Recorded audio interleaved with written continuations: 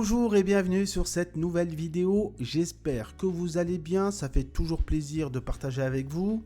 Donc du coup, on continue le parcours de formation sur les machines frigorifiques. On en était sur une thématique de sélection de matériel. Aujourd'hui, je ne vous propose pas une vidéo, ni deux vidéos, mais bien 3 vidéos sur de la sélection de détendeurs.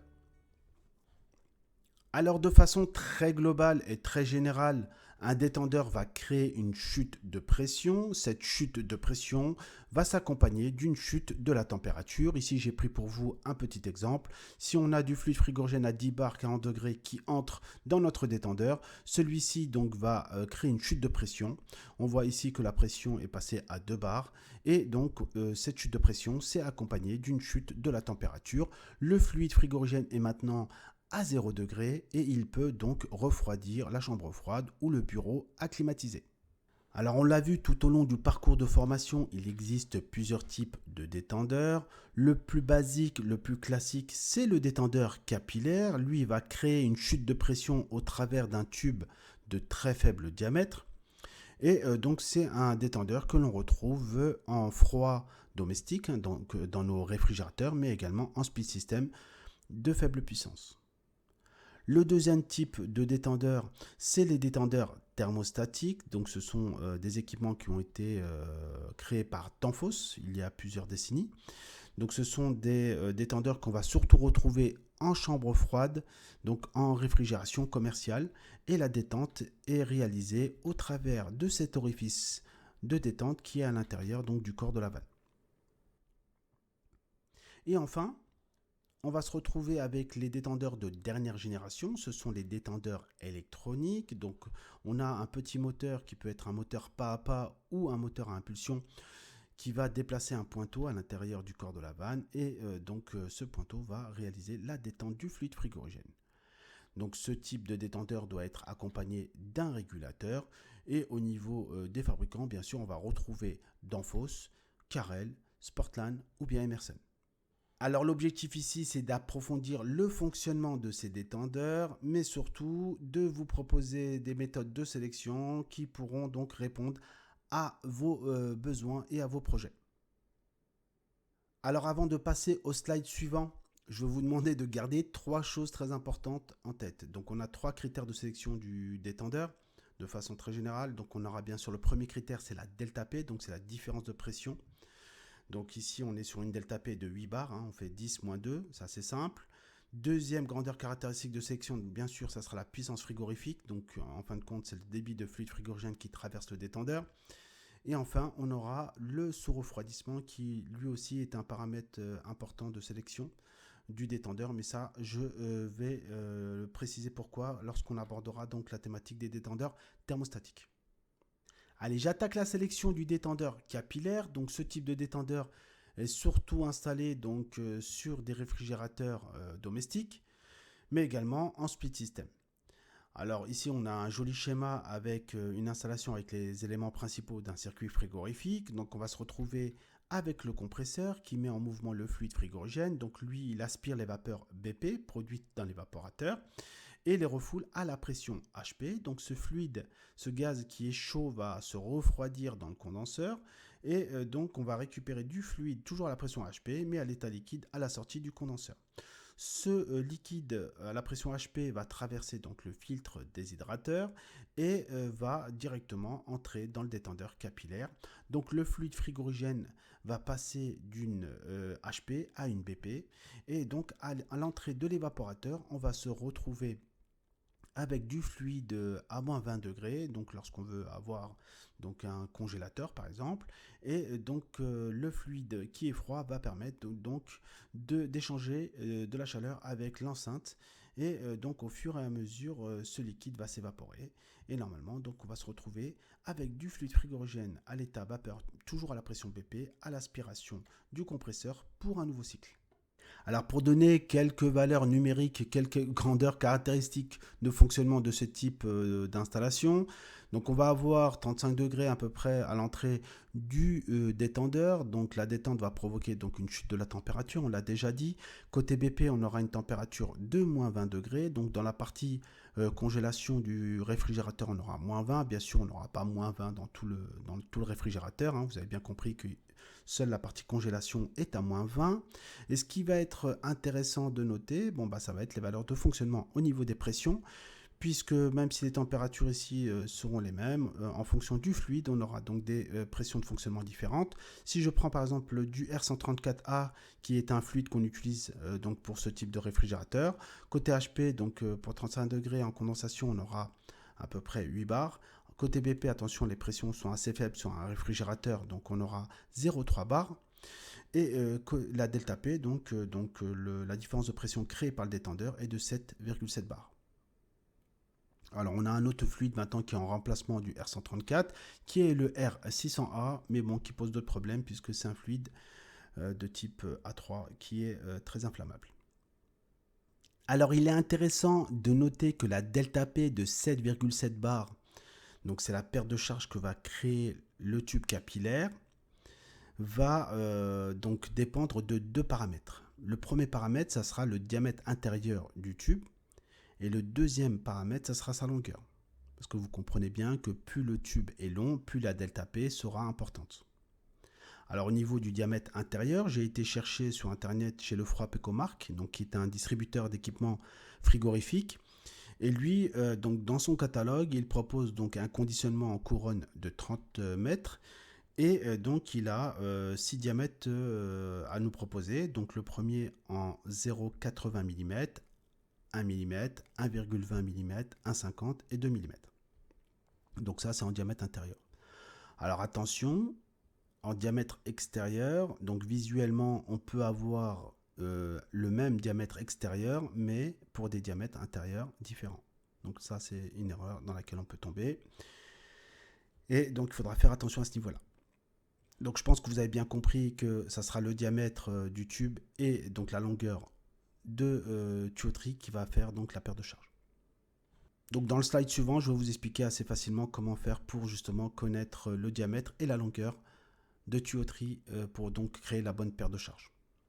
Alors j'ouvre une toute petite parenthèse, donc lorsqu'on a un détendeur capillaire, il ne faut pas installer une bouteille réservoir de liquide, puisque si on a un excès de charge dans l'installation, le fluide, qu'est-ce qui va se passer? Donc à la sortie du condenseur, donc le fluide à l'arrêt de l'installation va venir migrer naturellement vers l'endroit le plus froid, qui se trouve être donc l'évaporateur. Donc l'évaporateur va être noyé en fluide frigorigène, et au redémarrage du compresseur, il y a donc un fort risque de coût de liquide.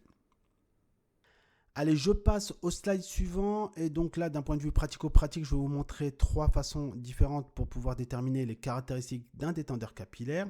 Donc la première et la plus agréable, je dirais, c'est la documentation constructeur. Lorsque vous êtes sur une machine qui dispose de toute la documentation technique, c'est vraiment très facile de pouvoir retrouver justement les caractéristiques de vos équipements et de pouvoir remplacer donc votre détendeur s'il tombe justement s'il a un souci. Donc Embraco de ce point de vue là est un fabricant donc espagnol qui met en place beaucoup de documentation technique, c'est pour ça que j'aime bien travailler avec.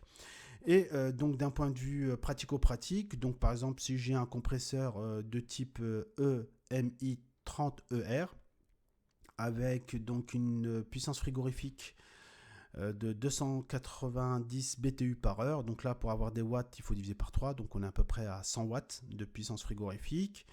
Donc là, on se balade ici. On va se retrouver ici avec les caractéristiques justement du tube capillaire.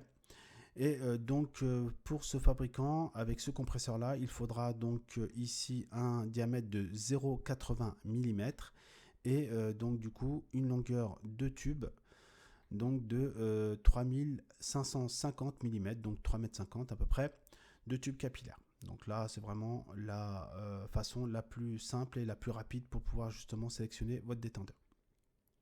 Donc ensuite, on a une deuxième méthode, c'est la méthode avec les normes. Hein. Ici, on a 3 normes, la norme Secoma, Fashray et Harry qui sont là pour nous aider à y voir un peu plus clair, puisque chaque fabricant il va un petit peu de ses conditions de fonctionnement, de ses coefficients de performance, etc.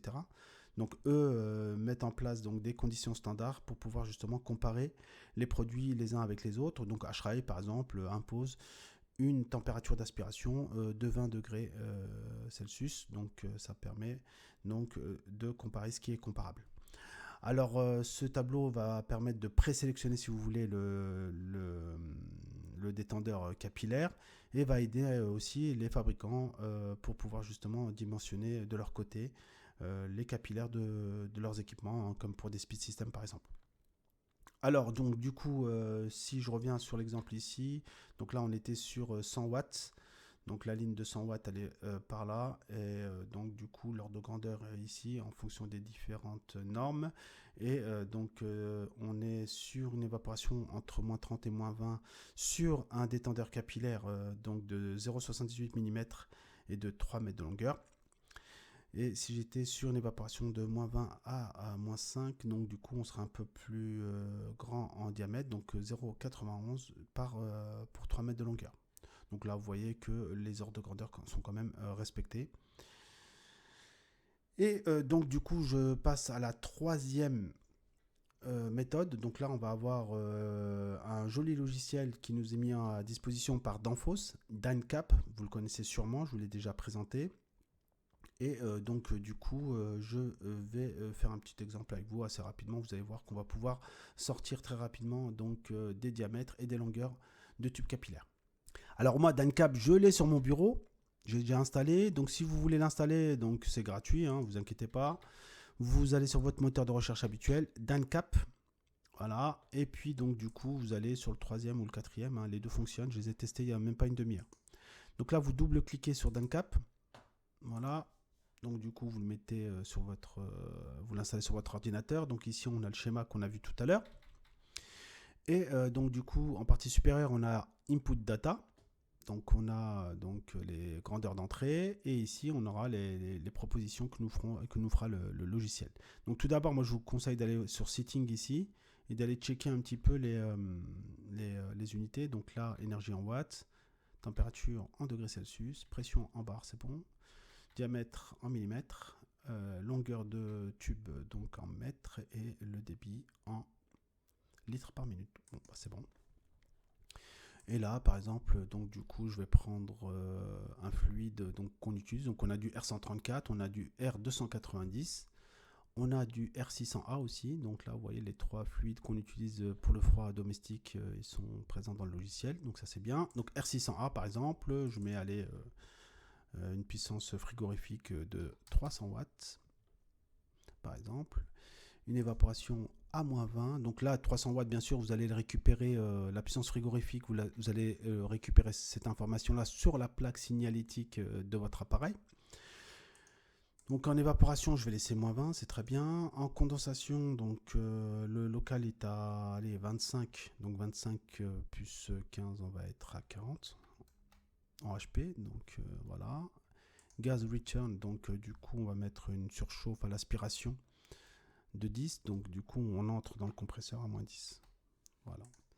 Et donc vous voyez au fur et à mesure où je complète donc les items, donc là le logiciel me calcule directement les longueurs.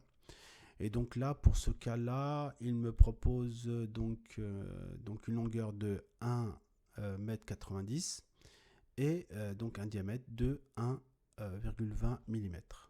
Voilà. Alors ce qui va être intéressant à noter, c'est que si le diamètre descend, voilà, si le diamètre diminue, la longueur nécessaire pour créer la même paire de charges sera plus faible. Par exemple, si je prends le premier cas ici, 0,80 mm de diamètre, donc il me faudra juste 25 cm de tube pour créer ma paire de charges, okay, pour ce projet-là. Okay. Donc généralement, les entreprises, elles ont une couronne avec un diamètre, par exemple, de 1 mm, de 30 mètres. Et puis à partir de là, donc avec ce logiciel-là, on coupe donc 0,76 mètres, donc 76 cm de tube de diamètre 1 mm. Donc voilà, donc un petit logiciel gratuit et sympathique à utiliser. Allez, je reviens à mon slide. Allez, je passe au dernier slide et cette fois-ci, je vais vous parler du détendeur capillaire, mais cette fois-ci pour des split systems, hein, donc des climatiseurs qu'on peut retrouver sur des petites puissances. Et donc du coup, de façon générale, ce qu'on va avoir donc en termes de grandeur caractéristique. Donc tout d'abord au niveau HP, donc généralement les systèmes ici, moi je suis en région parisienne, donc on est plutôt aux alentours de 45 degrés. Donc ces 45 degrés qui arrivent donc à l'entrée du détendeur, bon, bah, vont avoir une certaine pression. Cette pression va dépendre bien sûr du type de fluide. Donc si on est sur du R134, on sera plutôt aux alentours des 10 bars. Si on est sur du R32 ou bien sur du 410 par exemple, on sera plutôt côté HP aux alentours de 25 voire 30 bars. Okay. Au niveau de la sortie, donc en climatisation, on va se retrouver avec une température BP qui doit être de 5 degrés. Donc j'ai déjà fait une vidéo sur cette thématique là, n'hésitez pas à aller checker pour bien comprendre ce qui se passe. Donc 5 degrés en climatisation, et en termes de pression, ça va se traduire sur une pression qui va donc évoluer entre 2 jusqu'à 8 bars en fonction du type de fluide. D'accord? Donc 2 bars pour du R134, 8 bars plutôt pour du R410. Donc là j'ai pris l'exemple par exemple pour du R32 justement, et qu'est-ce que ça nous donne justement? Donc côté HP, donc 45 degrés, on est à 28 bars effectifs. Côté BP, on sera à 8,5 bars. Voilà. Et la delta P que devra créer notre détendeur ici devra être donc de 19,5 bars. Ok. Alors, comment sélectionner un tube capillaire pour un split system? Donc, première solution assez simple, c'est la doc constructeur. Vous allez chez le fabricant. Donc ici, j'ai pris un exemple. C'est une Atlantic Fujitsu. Donc une AOY24E, et j'ai trouvé très facilement une pièce détachée, en pièce détachée, le détendeur capillaire qui coûte 96,27 €. Donc ça c'est la première solution, donc avec les références de la machine, vous pouvez trouver des pièces détachées sur internet. Et sinon, deuxième possibilité, bon, bah avec Dancap, vous essayez de bien prendre les caractéristiques de votre machine, vous rentrez ces valeurs dans le logiciel, et puis vous pouvez donc avoir une idée du diamètre et de la longueur de tube à installer. Ça sera tout pour cette vidéo. J'espère que ces explications vous ont été profitables. Je continue cette fois-ci sur les détendeurs thermostatiques et je vous dis à tout de suite pour la suite. Prenez soin de vous. Ciao!